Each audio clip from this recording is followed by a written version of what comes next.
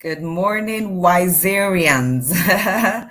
Wiser Nation, glad to see you this beautiful morning of the 16th of December. I'm so honored that you are here. Welcome, Anthony, Chidima, Emmanuel, Blessing, Christiana. How are we today? Lacey, I see you. Love, Donna, welcome. Thank you for being here. This is the day the Lord has made. We will rejoice and be glad. We will rejoice and be glad. We will make decisions, better decisions for our lives. We will take steps. You see, I like to remind myself.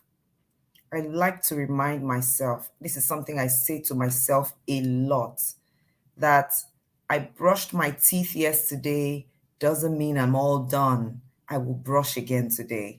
I need to brush again today because I eat, I sleep, I keep my mouth closed. So the mouth needs refreshing.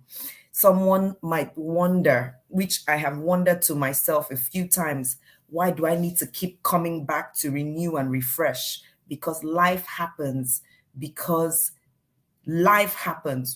face new situations every day. We face new temptations every day.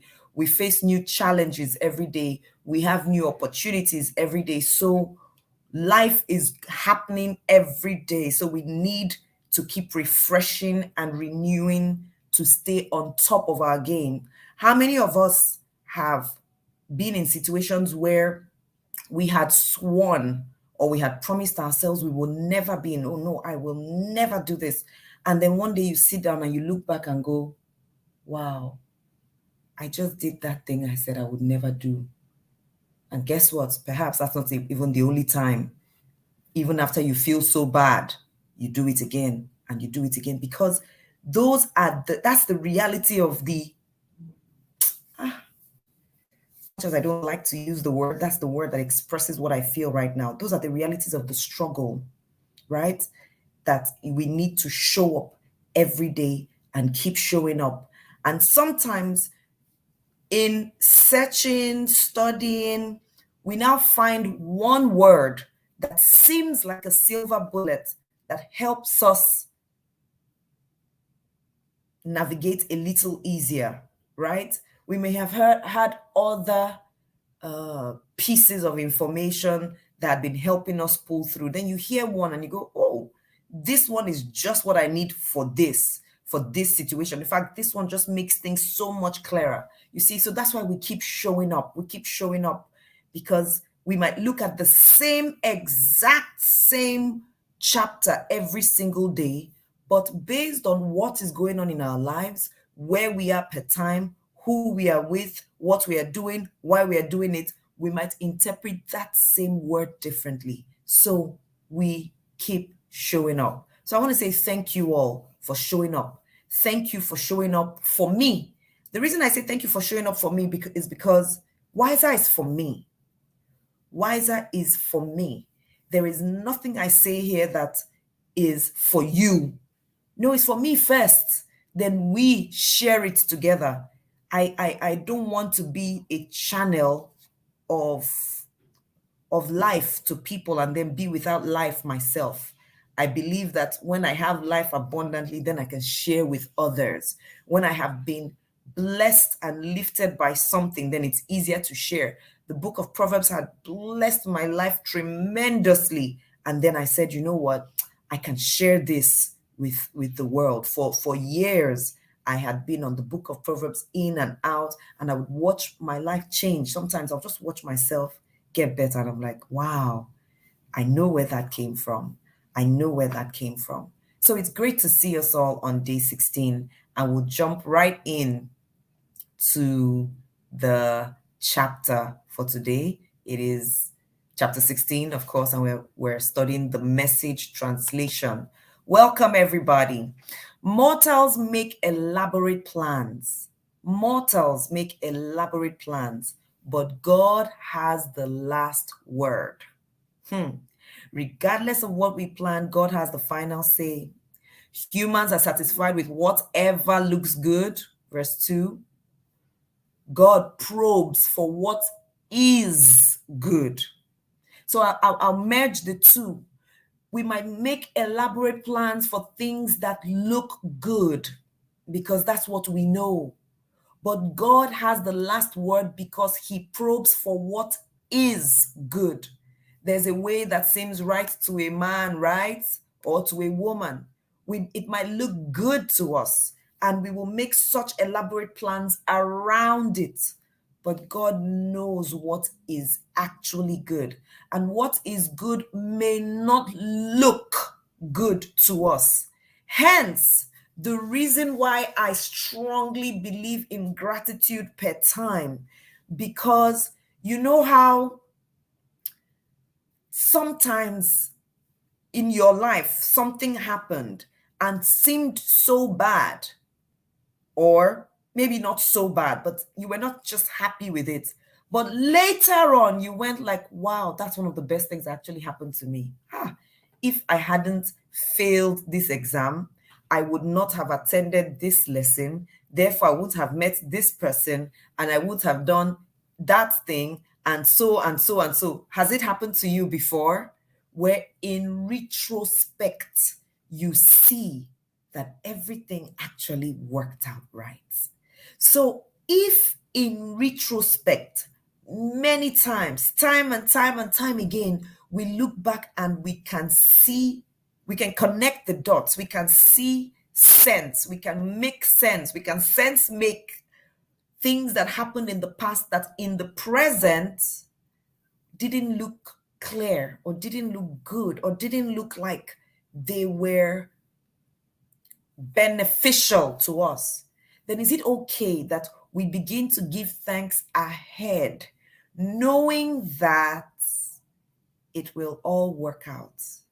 Regardless of what I am planning now, if it doesn't quite work out the way I'm planning, I will still give thanks because there is another being at work here who knows what is good, and sometimes will scatter my plans just a little bit so that he can bring out the best for me. Or should I say, so sometimes he can allow my plans to fall apart so that he can piece together something better. Because what I have planned, I can't see tomorrow. I can hope for tomorrow. I can pray for tomorrow. I can prepare for tomorrow, but I don't know 100%. I have no guarantee what actually tomorrow holds. I can only hope. I can only hope. So we now have that person who knows. Hence, my reminder to self to hold on to the one who knows tomorrow. Hold on to the one who knows what is actually good for me. Verse 3 says, put God in charge of your work. Then what you've planned will take place. If I want my plans to succeed, I should put God in charge of the work. Still remembering that my plans are not foolproof. My plans may not be the absolute best plans. My plans are good or look good, but God's plans are good. Put him in charge. Talk to him about taking his place. You know, some time ago, was it last year or 2 years ago, when I interacted with a few people, someone I respect called himself the vice chairman of his organization. And I asked, why vice chair? So who is the chair? And he says, God. He leaves that place for God. In fact, I understand that in their meeting, and now I heard it about somebody else too, that in their meeting, they actually leave the head table free. Nobody sits there, and he says that's God's place. They are not Nigerians, by the way, even though I've heard about a Nigerian who does practically the same. You know, I've heard like two other Nigerians. And I liked it. They said, and he doesn't necessarily consider himself a Christian. He's one of those people who believes in God or in the existence of God, but doesn't identify with any religion per se. And his thinking is, he says, I'm too experienced to know that there is a force greater than me. There is a higher being that is more intelligent than me. So nah, there's some things I plans fall apart, and then we get some idea from somewhere. He's like, no, it has to be from someone else. So let's give that person his place. I like that. I like that. Verse 4 says, God made everything with a place and purpose. Even the wicked are included, but for judgment. Everything and everyone has its place and its purpose. We can't call anybody useless. No, don't. Even as an insult. Useless woman, useless man, useless child. It is not true. When you say someone is useless, you are lying. You are not only lying, you are giving an inauthentic statement. It is a fallacy. It makes you foolish to call someone useless, because everything and everyone has a purpose. He said, even the wicked has a purpose in judgment. There is nothing useless, especially not yourself. There is nothing useless about you, nothing useless about those people who have hurt you. They have hurt you doesn't mean they are useless. In fact, their usefulness might come alive now that they have hurt you, so that you can finally understand how strong and tough you are. That if this thing did not break you, then nothing really can. They have served a purpose in your life. This person, these people that seemed to have been useless in your life, no, they helped bring out the more refined you.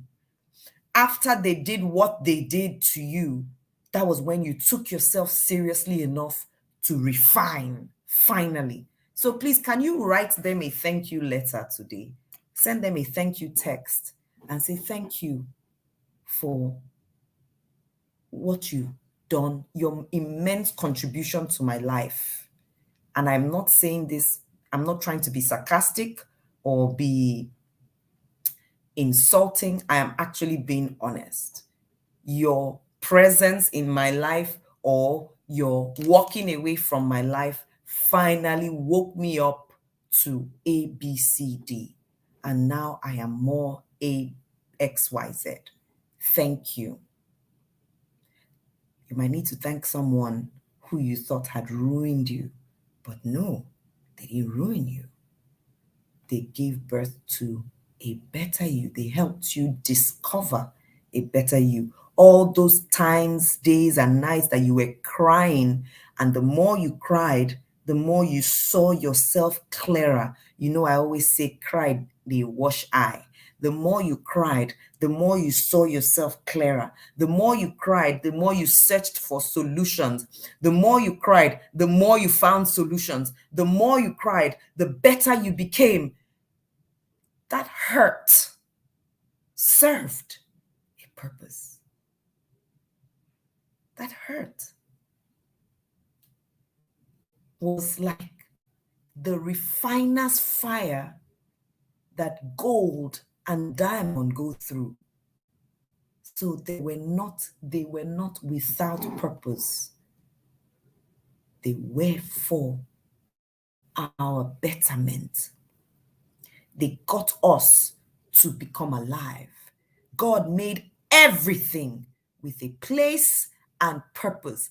Even your tears were to wash your eyes. Even the wicked are included, but for judgment. Hallelujah. Hallelujah. Hallelujah. Verse 5 says, God cannot stomach arrogance or pretense. Believe me, he'll put those braggarts in their place. Remember, we talked about arrogance being arguing against standard, where the standard is here, you are not up to it, but you keep claiming that you are. That is also pretense, pretending to be what you are not. I watched a YouTube video about 3 days ago or so. Immediately after WISER, that video popped up. And it was saying 10 signs that you are intelligent. And 10 signs that you are very intelligent, something like that. And one of the signs is you know that you don't know. You acknowledge that you don't know. So I checked myself. I said, Joyce, where are some places you claim to know things you actually don't know? And I pointed one out and I said, you don't know a lot here. Can you accept that you really don't know a lot here? And please find a way to know more. Ask questions. Because when you say you know something, you reduce your energy to know more about the thing. You stop searching for knowledge. So don't pretend to know what you don't know.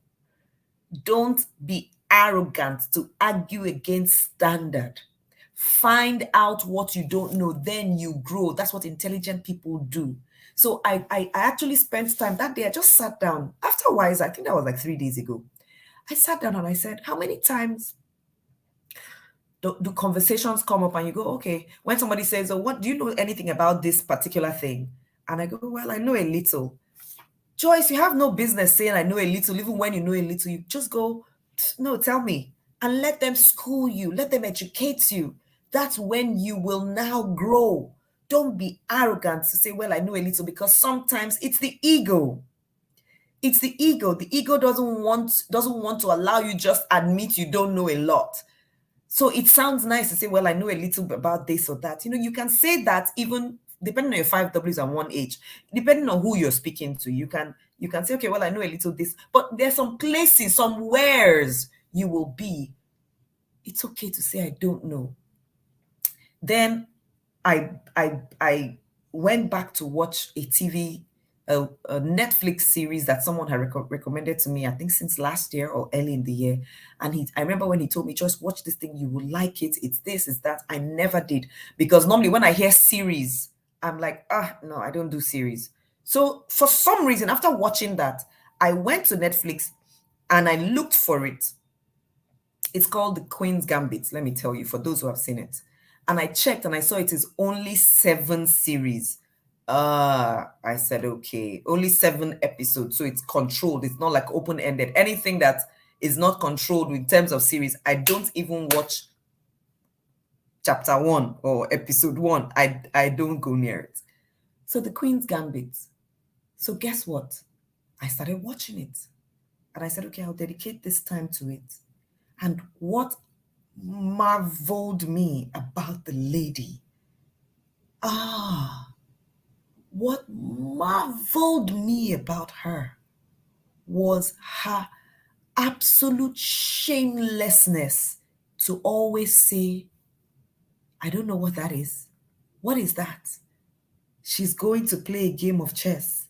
She has no idea. She knows, okay, this one moves here, that one, but I don't know what it's called.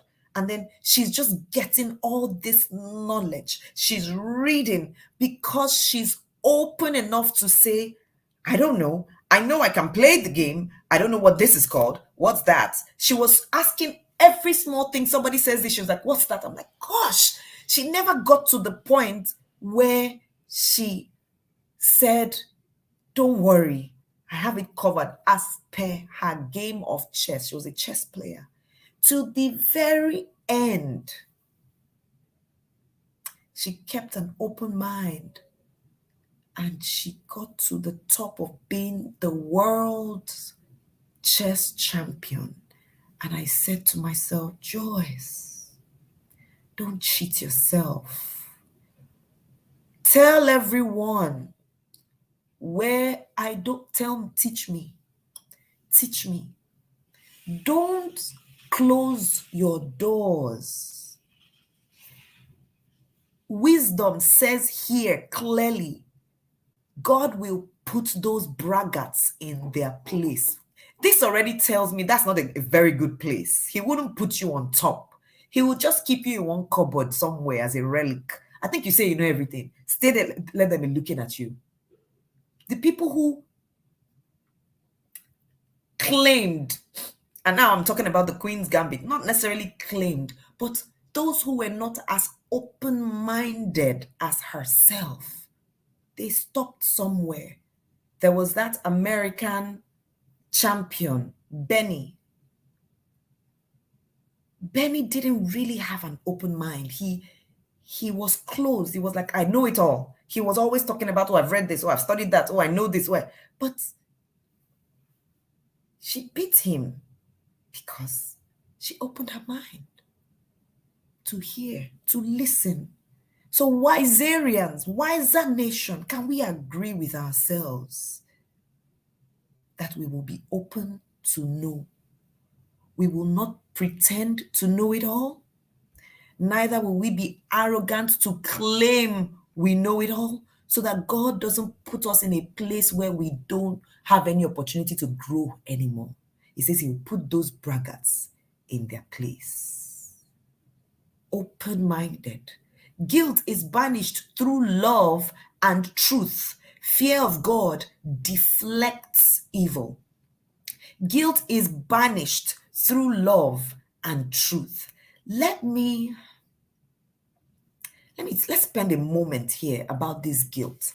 Now, the angle I'll come from is when people around you, let me come from this angle first, please. When someone around you has gone through a shameful experience or something that could bring them embarrassment, and you are in a place to either remind them of their wrong or rub their noses in it. Wisdom is saying that help them banish their guilt through love and truth. Through love and truth. Help them banish that guilt. That child already has gone through the shameful process of something wrong. Now, let me use an example right now that is still a bit touchy because one, we don't have exactly all the facts. Two, it is emotionally draining for a lot, but it's in our faces right now. And that's the young man who was killed, or who was dealt with, bullied by his schoolmates, which led to his death at Dowen College. Now let's speak about children who were involved in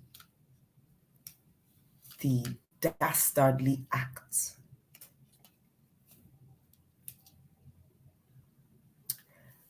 Because I was once a teenager, I was also usually on the bully side. I was hardly ever bullied. I was the bully.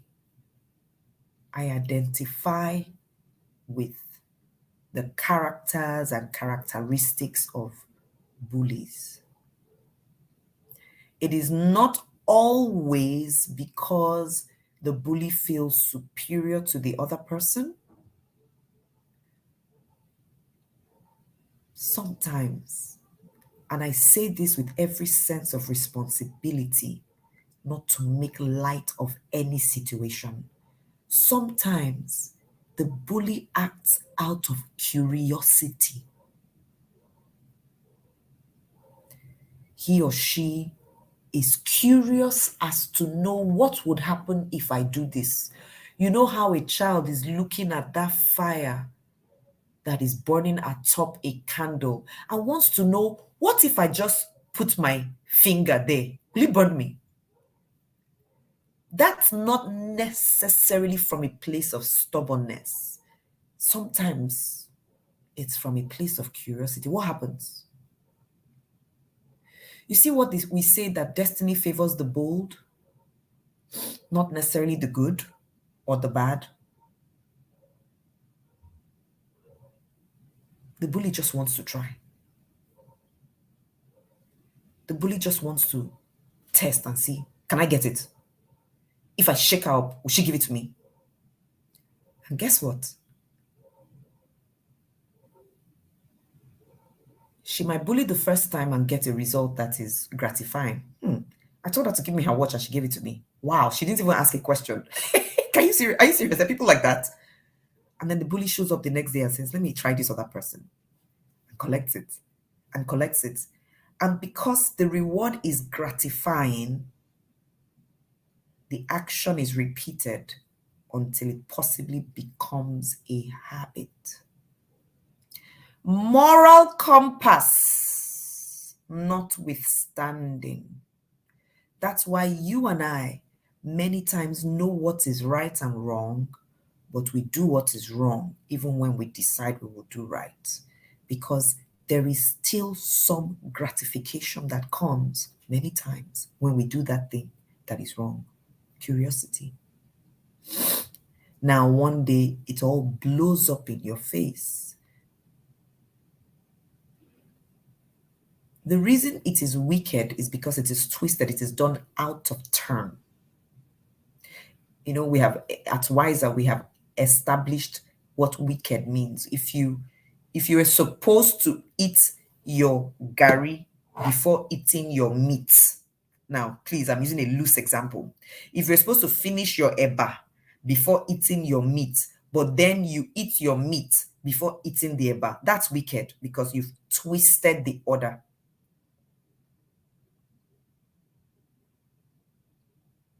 You've twisted the order. That can be called wickedness. So the wickedness comes from the fact that it is a twisted behavior. Now it blows up in your face, and then all of a sudden, you now feel guilty. Like, I shouldn't have done this. I should have known better, even though you've been doing this for 6 years. But it's sometimes that awakening that makes you go, oh, I shouldn't have done this. I shouldn't have done this when everything goes bad. You see why I go back to what wisdom said to us today, I think in verse 2 or verse 3, that everything has a purpose. Everything has its place and purpose. Sometimes it just has to blow up so that you can be called to order. And then guilt sets in. I should have known better. I shouldn't have behaved this way. Oh, this is the wrong thing to do. To us who are parents, who are guardians,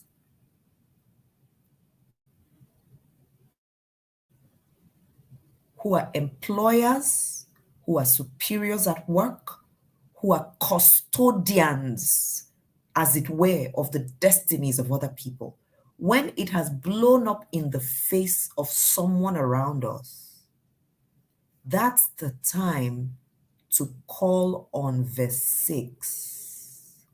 If we will banish their guilt enough to cause them to grow, to be transformed, we will have to walk through love and truth, not through anger and disappointment. It will have to be through love and truth. Love, remember, I think it was on day 2, love will ask questions. What do we do? Who do we speak to? Where do we go? So that love can make rational decisions.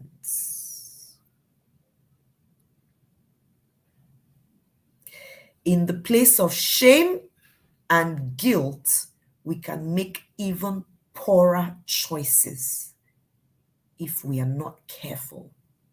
The people around us can make very poor choices when they are shrouded with shame and guilt. For those of us on the other side, in spite of our anger, disappointment, madness, that's the time to ask for help. Remember when Dr. Henrietta was speaking yesterday and she says, at that time you have to say, God help me, because if you leave me to do it by myself, I will kill somebody. I will break somebody's head. God, please take over my hands right now. If not, this my hand will kill this child. I will kill this person. Let me walk in love now and truth so that I can speak my mind, yet take the right steps so that we will deflect evil from happening.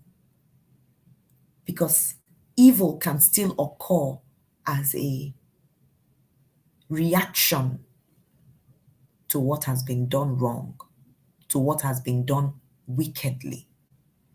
I hope this is making sense to someone. So right now, when I heard or I read or someone mentioned to me, I didn't go back to check the facts, but I was told that the culprits, as it were, had been arrested and taken to an adult facility, Panti to be precise. The person was reading it out from a news blog or so, and I was listening. My concern was, is that the true place to take them? Then what is the system for rehabilitation? How do we ensure that we don't push them into becoming more hardened? For those who it is claimed, I don't know that it is confirmed, it is claimed that some have been sent abroad to escape consequences. There is already a love gap. No, there is a truth gap. Love may be said to be the reason why they were taken away. But what is missing is truth. The truth to face the situation and deal with it decisively. Love and truth together. Love and truth. Sometimes we want to walk in love, but we leave the truth out and it will still hurt us. Sometimes we want to do the truth, walk in truth, but leave the love out. It is the love that tempers.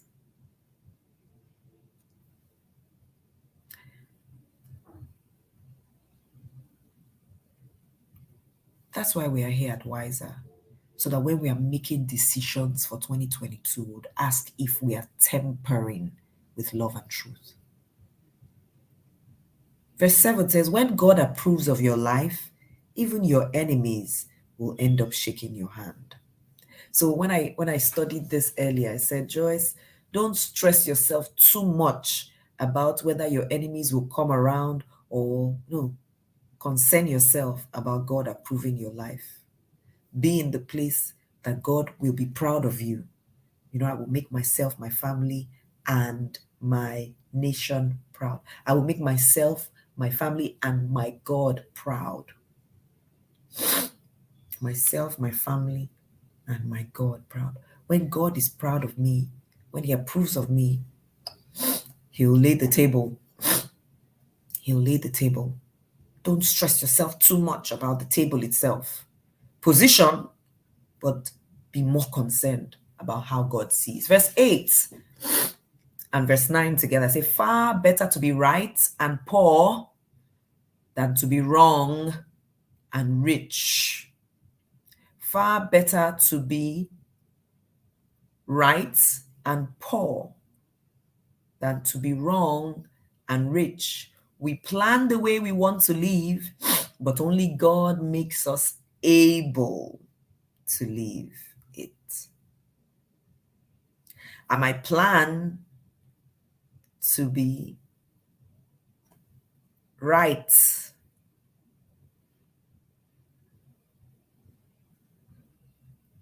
and then make one mistake here or there, one wrong turn,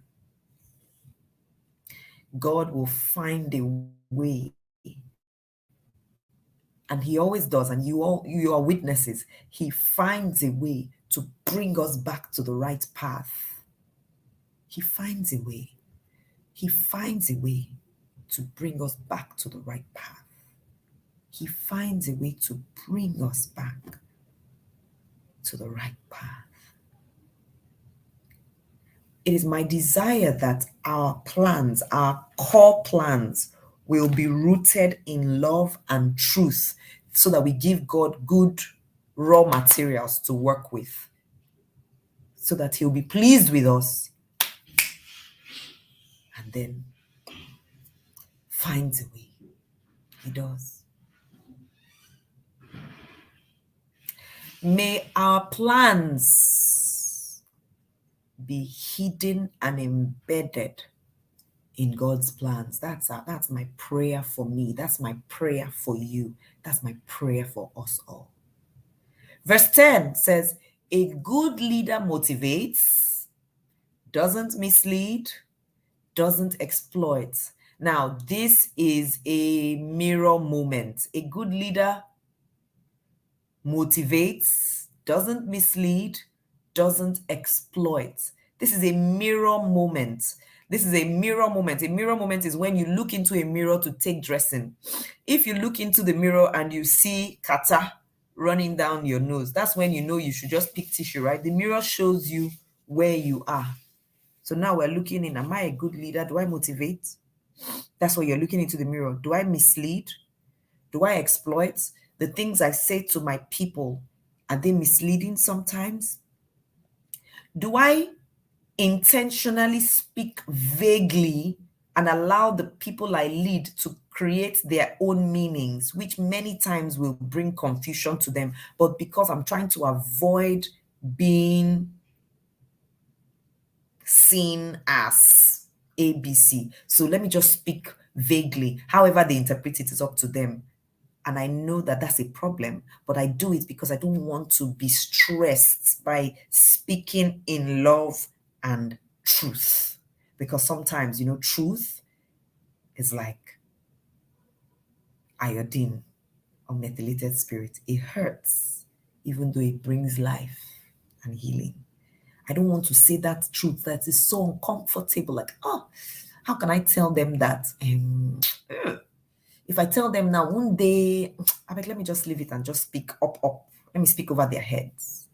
A good leader motivates. Now, sometimes we think we motivate. What does motivate mean? Let me check here. Motivate meaning, hold on. Motivate meaning.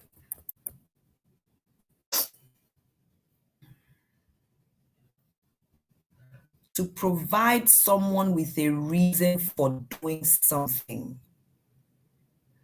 To provide someone with a reason for doing something.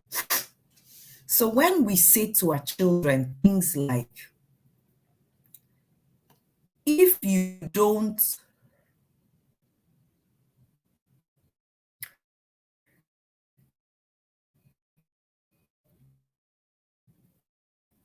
score over 90%, I will not allow you go and visit your cousins and spend the holiday with them.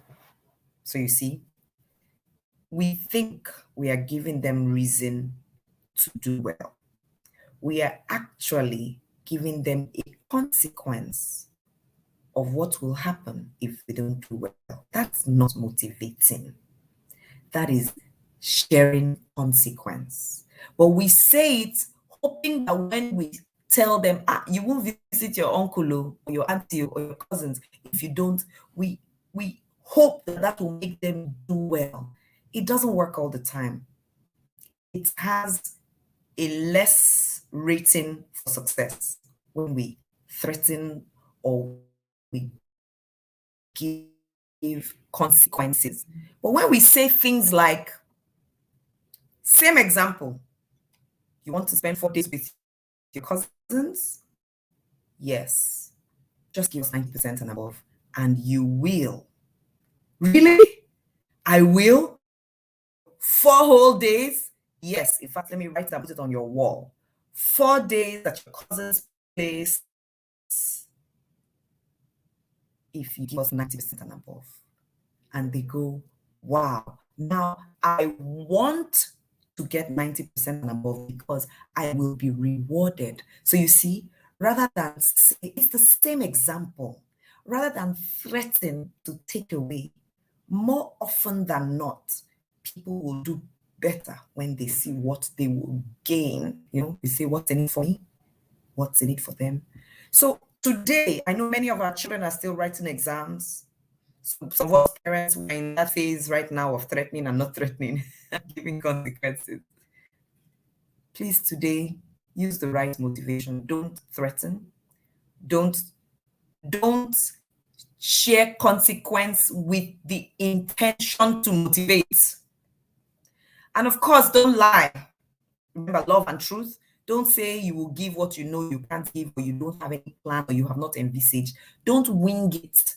Many of us wing it and then we fall into problems and say, if you get this, I'll give you a bicycle. You haven't asked the price of bicycle. You don't know where a bicycle is sold. You're not even sure if your estate has the good. In fact, you've not made any plan.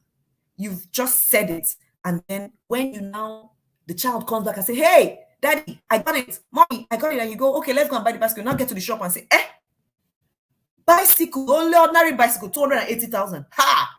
Hey, my son, I didn't know it was expensive. I'll have to buy you something else. My chest. But Daddy, you said you would buy me bicycle. No. At that time, I didn't know it was this expensive. No, I've fallen into that before. I made a what you call it? Promise without checking. I know it didn't work. It didn't turn out good. So don't go and say uninvestigated promise in the name of motivation. That's now turning to wickedness. Remember, something that is twisted, you promised before you checked. No, you're supposed to check before you promise. How much is it and how many times will I pay to get it? Now come and say, hey, Nigeria economy. My son, truly, I would have bought it for you, but Nigeria, Buhari economics. I beg. No way.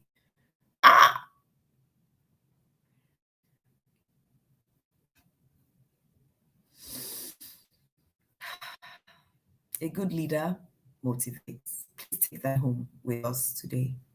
Don't mislead. Don't exploit. Verse 11, God cares about honesty in the workplace. He does care because your business is his business. If we think he's not looking, that's not true. He actually is looking. He's watching. He's watching.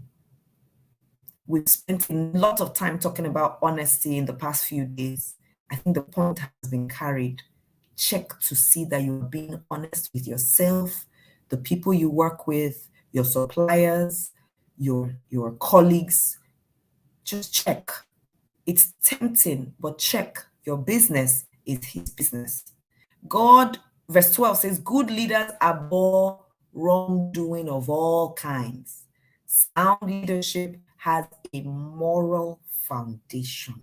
Sound leadership has a moral foundation. Now, when people talk about Lee Kuan Yew, for example, and how he led Singapore for almost 30 years, wasn't he also being a dictator? Yes, you could say that. That's where some people now coined the word compassionate dictatorship. Why? The underlying reason, the underlying power and energy for his leadership was what?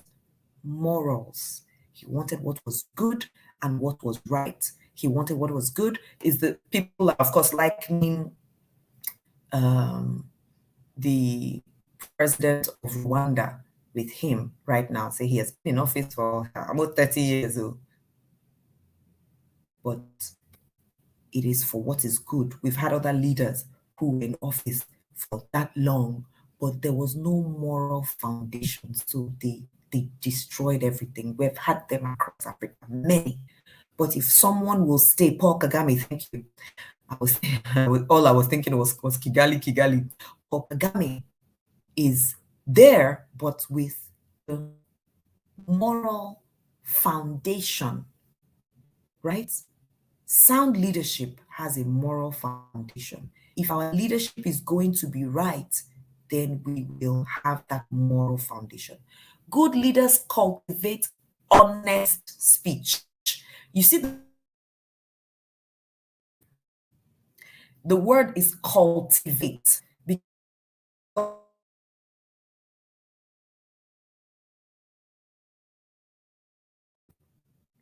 honest speech is not necessarily the easiest thing in life.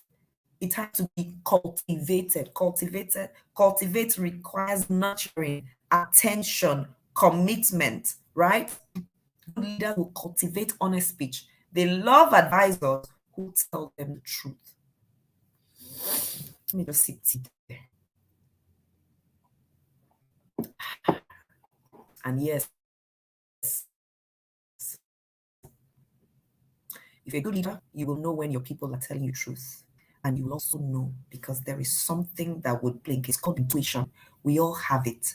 Good leaders have it. Your mind will tell you there's something amiss here. And if you don't check it to correct it. Verse 14. An intemperate leader wreaks havoc in lives. An intemperate leader,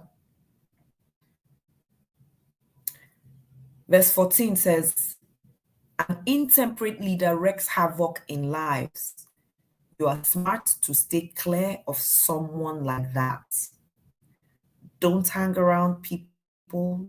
Don't stay with them. Don't want to be there with them all the time. When they're intemperate, they're not able to control themselves. Stay clear. You're dating someone who is intemperate, who doesn't know how to throw love with truth, who doesn't know how to weigh situations before speaking. Check it. Be careful. Be what? Careful. Careful.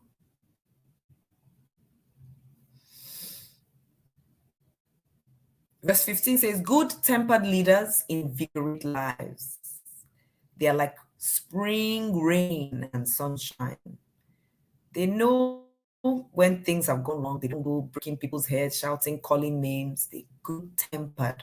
Remember, verse 14 said, intemperate will wreak havoc. So the good-tempered will invigorate. This is a mirror moment. Am I able to invigorate the people that I lead by being good-tempered? Do I, in the heat of being upset, call names, insult, debase, demoralize, and think that they will still give me their best? Call them all the names in the book.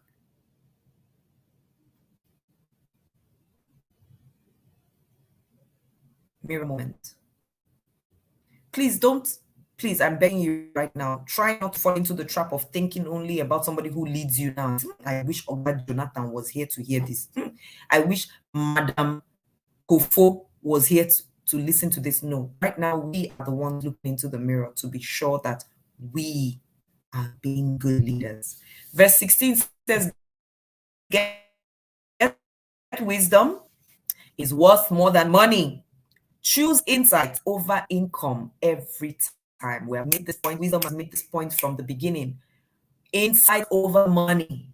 Wisdom over money. Choose insight over income. Because when you get insights, I think it was Proverbs chapter 2 that said, insight will now find you a large salary, in fact, a very big salary. So choose her first. Verse 17, the road to right living bypasses evil. Watch your step, save your life. Joyce, watch your step, save your life. Watch your step, save your life.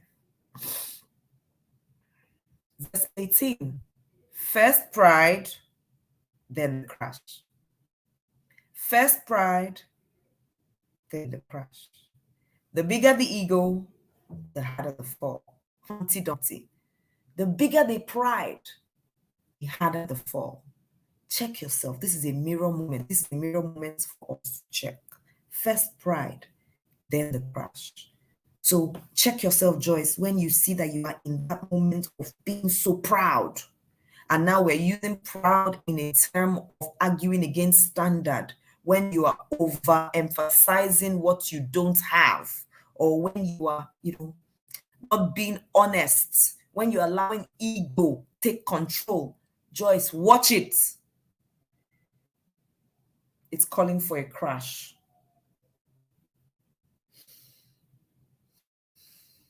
First pride, then the crash. The crash hardly ever comes before pride. People who are lowly at heart, people who will be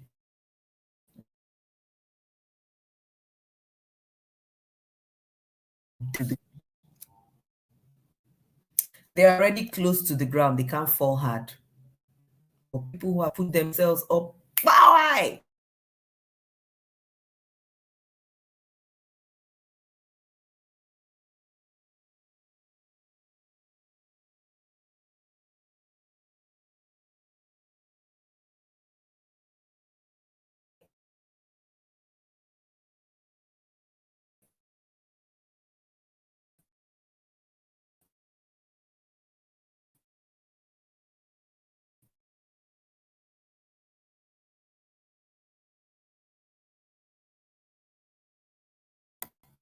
network glitch there. We're back.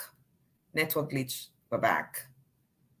So keep ourselves, as it were, what's the word? Down to earth. It's better to live humbly, verse 19 says, better to live humbly among the poor than to live it up among the rich and famous. Live humble among the poor. Now, it might not be necessarily be poor in finances, but even people who are poor in heart, and lift us all together than to live it up among the rich and famous and forget the poor. Wisdom is very considerate of the poor. Verse 20, it pays to take life seriously.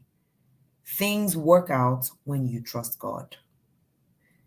It pays to take life seriously. Please, 2022 is not the year to wing everything and just say, well, what will be would be. Que sera, sera. Let's just see. No, it will pay us if we are serious, if we plan it, if we decide it, if we make attempts, if we sit down to say, okay, this is what we will do, this is what will happen, it will pay us. Somebody say, it will pay me to take it seriously. Don't say, well, let's just be going, we'll see if it will work.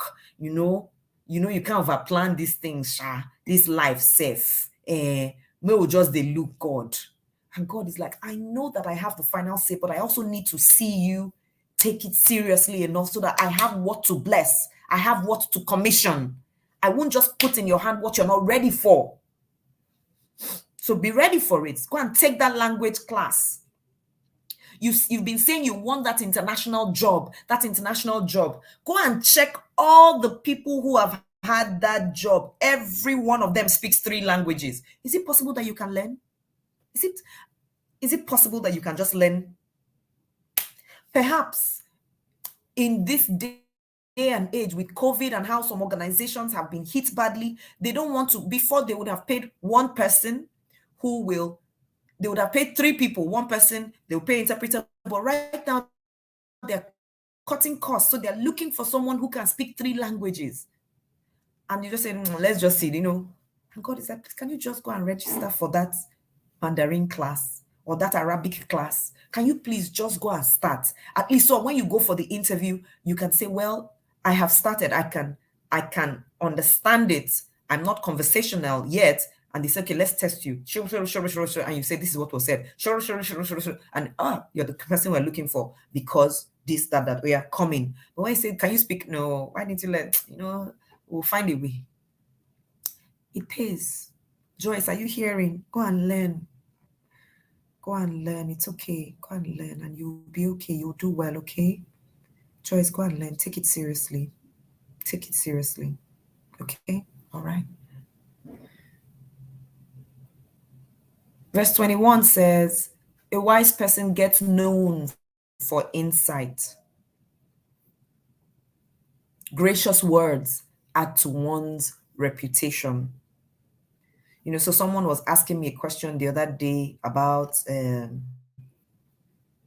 growing a brand or something, an offline conversation. And I said, one thing that would get people to trust you, regardless of the industry you belong to, is when you begin to profess solutions within that industry. When you find yourself speaking up, sharing insights, you get known, right? And gracious words will add to your reputation. So no matter how good you are, you can be so good at something. The moment you now write a book about it, people go, oh, you're sharing your knowledge. Somehow your clout increases because you are now sharing insight. So maybe one of the things that somebody here will have to do in 2022 is to begin to talk more about the solutions you provide, not just to provide them in secret. Or, well, it's not secret, but it's only you and your clients that know. Perhaps you need to start talking about it, blogging about it, vlogging about it, writing about it. It just might be the gap that you need to get to that next level by sharing. It will add to your reputation. Verse 22 says, true intelligence is a spring of fresh water, while fools sweat it out the hard way. Remember, we talked about intelligence being from a place of asking questions, being open-minded. Verse 23 says, they make a lot of sense, these wise folks. Whenever they speak, their reputation increases. Their reputation increases. If you want your reputation to increase, if you want to sell your market more, perhaps you should speak up just a little bit more without judging yourself, without asking if you're too prepared. Remember that girl in The Queen's Gambit, for those who have watched it or those who will watch it, she was just asking and moving on, asking, what does it mean? Where is it happening? Where is it going? I'm going there. I'll show up. It increases by our commitment to speaking up. Your reputation will increase. Don't say, no, I want this. When they speak, their reputation increases. In my life, in my profession, the truth is nobody asked me to offer WISER, for example. I did. I decided to speak. Guess what? People have been connected and connecting. The reputation is growing because some of you are sharing it at your offices. Some of you are sharing with certain people, and then somebody will send us a message. Oh, I never knew about you until I saw WISER. Oh, reputation has increased because I'm speaking. I'm just using this as a live example. Oh, I knew you when I stumbled on one of your Instagram lives. And I was like, wow, she knows a lot. Then I started following. Then I bought your book. Then I did this and I invited you to speak. Oh, it was because she spoke. Think of all the professionals who are everywhere with their reputation increasing. Are they silent? No. They are speaking at events. They are speaking here. And many times they were the ones who started, they created the platform. They invited their mentees, 10 of them, said, let me speak to you. And the 10 were so blessed. And then they said, next time, bring your friends. And then those 10 brought 20, and those 20 brought 40. Before you knew it, they were speaking to 5,000. Then somebody would say, Emma, nobody, there's no platform. I want to speak to people, but I don't have a platform. Have you seen any shop anywhere in the world written platform maker, platform creator? No. We create our platforms. Anybody I know, anywhere in medieval times, contemporary, who is on any stage at any time, go and check it. They created their own platform. They decided to go down to the common room in the hostel. Their room was upstairs or somewhere, and they went to the common room and they gathered 6 people and said, let me do tutorials for you. Let me organize tutorials for you. And they began to speak. And from the 6, the tutorial grew to 14. From 14, it became 26. Then somebody from another hostel now invited them. They were the ones who gathered the first 6. You create your own platform.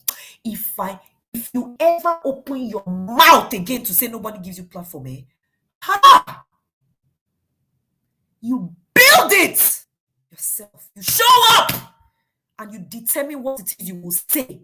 You will speak to 2 and then it will become 4. Even Jesus, in all his wisdom, was sending his apostles 2 by 2. Go and tell them, go and tell them, go and tell them, go and tell them. So that when I show up, they will come. Nobody will give you.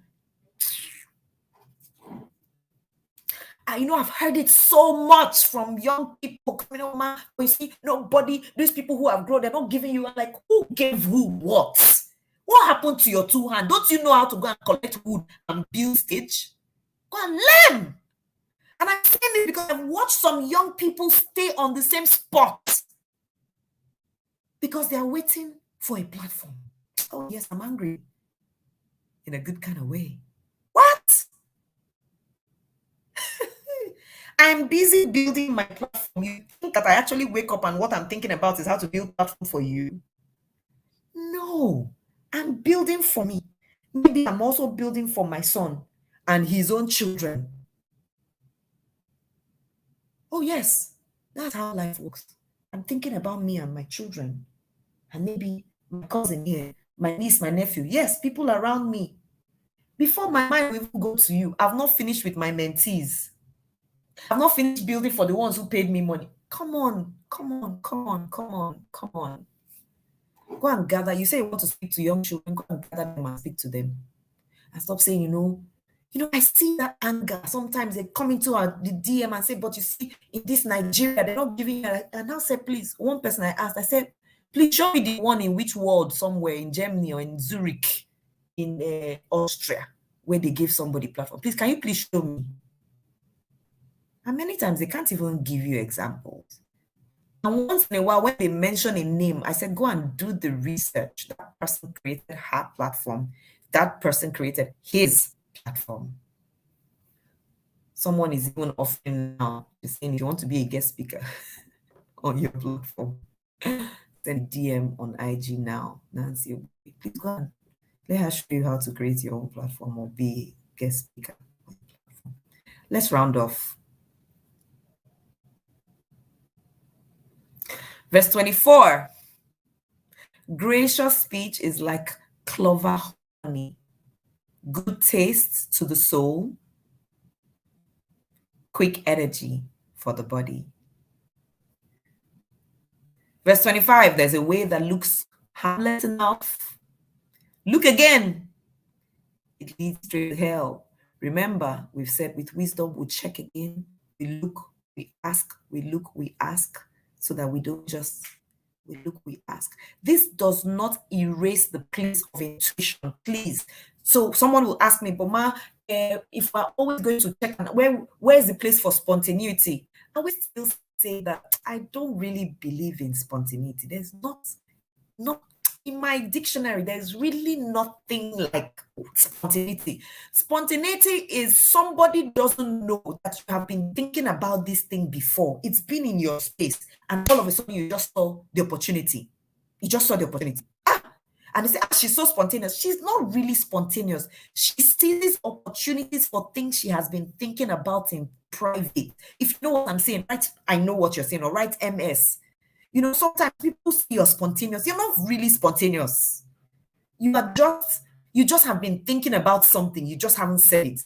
Then the moment you see the opportunity, this is that thing I've been thinking about for 6 years. And say, yes, spontaneous. There's really nothing like spontaneity to me, that you just say, well, somebody just say, I'm looking for one good example. Joyce, come and play chess. And you say, okay, let me just sit down and play chess. I say, you're just so spontaneous. I've never even thought about it before. Somewhere she didn't know it was chess, but she knew that she's been longing for something. There's something that she's been longing for. And all of a sudden, when she saw the chess, it's this thing I just didn't know was the name. That's not spontaneity. That is preparation, meeting, opportunity. So those of us who they've been labeling spontaneous, it's not really so. So how do we strike the balance? The truth is, many of us have been asking the questions already behind the scene. And when we just see the thing, it clicks. So there's a way that seems harmful enough. Just look again. Look again. Look again. 26 says, appetite is an incentive to work. Hunger makes you work all the harder. This is true. What are you hungry for now? That's the question. What are you hungry for in 2022? Please, how honest can we be? I'm hungry for relevance. I am hungry for power. Yes, Power. P-A-W-A, power. I'm hungry for it because there are things I need to do. I need power to do them. I can't do them without power. So I'm hungry for it. You see this book?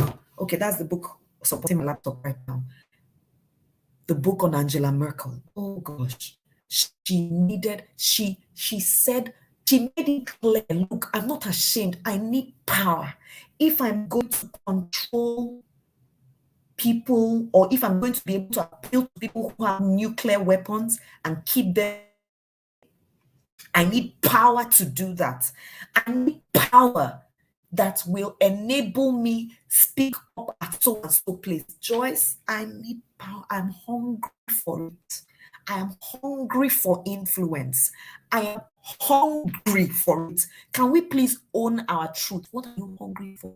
That will determine what steps, what decisions you make.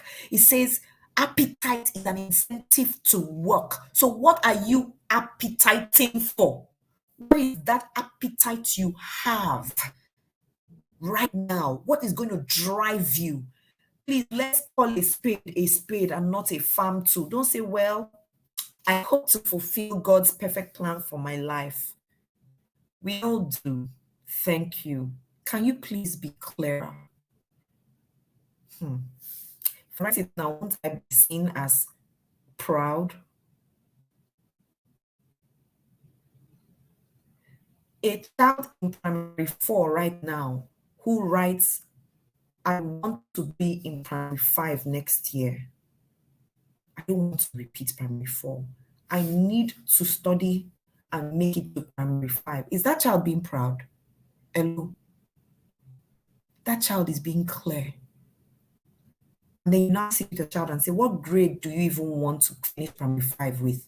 Oh, I want to come out with 610 points so that I can be on the merit list. Fantastic. So let's write 610 points for merit list and put it on your wall in front of you. So what are we going to do every day to get these 610 points? I'll study for 1 hour every day. I'll study for 10 minutes every morning before I brush my teeth. That child has understood appetite. That child has understood appetite will make her work differently, that will make her commit. Her hunger is different, and she will work harder because she's clear about what she's hungry for. 27 says, mean people spread mean gossip. Their words, smart and burn. So it's not enough to be smart. Is it also giving life? Verse 28, troublemakers will start fights, gossip, break Gossips break up friendships. Be careful. Be careful. Be careful. When you take the information to that you're a custodian of the information doesn't mean it goes everywhere. Verse 29 says, callous climbers betray their own friends.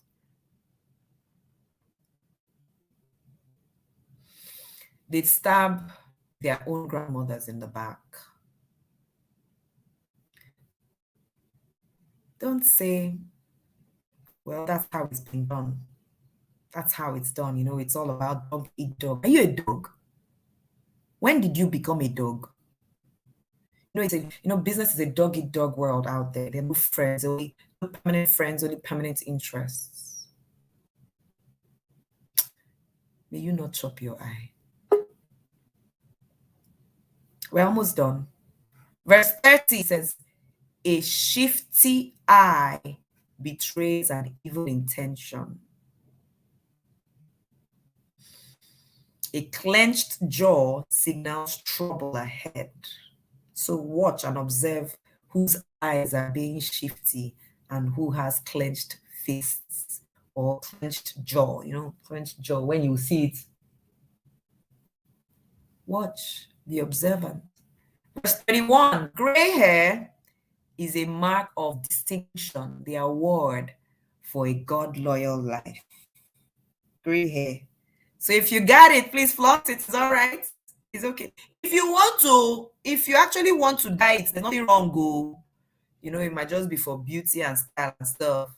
But, don't cover it because you're ashamed of being gray. Moderation is better than muscle. Verse 32. Moderation is better than muscle. Self-control better than political power. If you are able to control self, then you've won the world. No matter how much power you have outside, when you're able to control self, then you're okay.